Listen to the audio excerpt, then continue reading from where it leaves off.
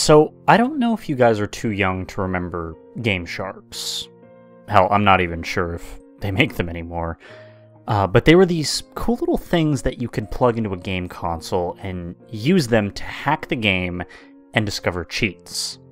My buddy still has one for his old N64, and to this day we still like to mess around with it sometimes. Found a used copy of Majora's Mask the other day, and I realized that we never tried to hack it. So I dropped $5 on the cartridge. Last night I called up my friend, grabbed a case of beer, and went over to his house for some sweet drunken retro gaming. We were having a great time, making Link fall through floors and walk through walls and all that good stuff.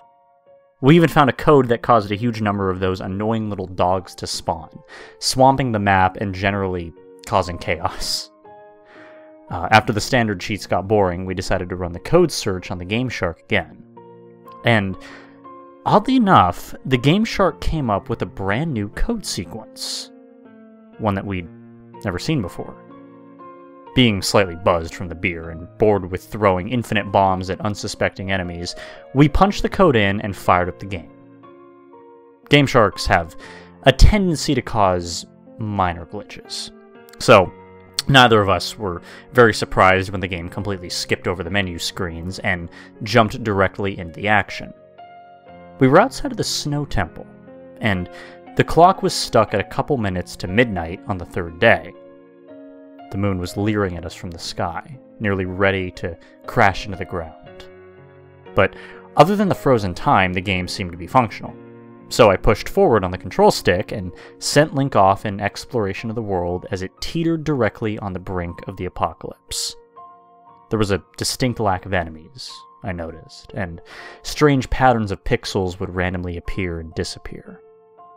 Naturally, we were starting to get pretty bored, since, well, we had nothing to kill.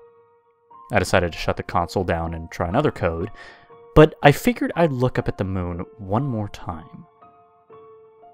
And to my surprise, it was much larger than it had been before. And when we realized that it was still approaching the Earth, despite the fact that time was stopped, it was nearly ready to crash down. So we decided to see if anything cool would happen in the endgame cutscene. Well, oddly enough, the cutscene never triggered. Instead, the moon just kept getting closer and closer. I could barely make out movement on it, and I realized that the spinning Majora's Mask from the menu screen was appearing on the surface in a flurry of odd-shaped pixels. The spinning mask continued to get clearer and clearer until it completely hid the moon's evil grin. Something seemed very wrong with the mask, though. It seemed too well animated for an image on an N64. The lines and details were very clear, and the colors were far too vivid. As the mask spun around, the eyes seemed to follow me, staring directly at me. I was hypnotized by it, and I sat there, beer in one hand, controller in the other, unable to look away from the screen. Extremely disturbing images began to flash across the TV as the moon continued to approach.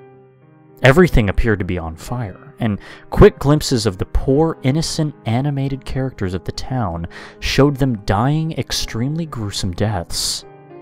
Majora's Mask completed one final rotation and stopped, staring directly at us.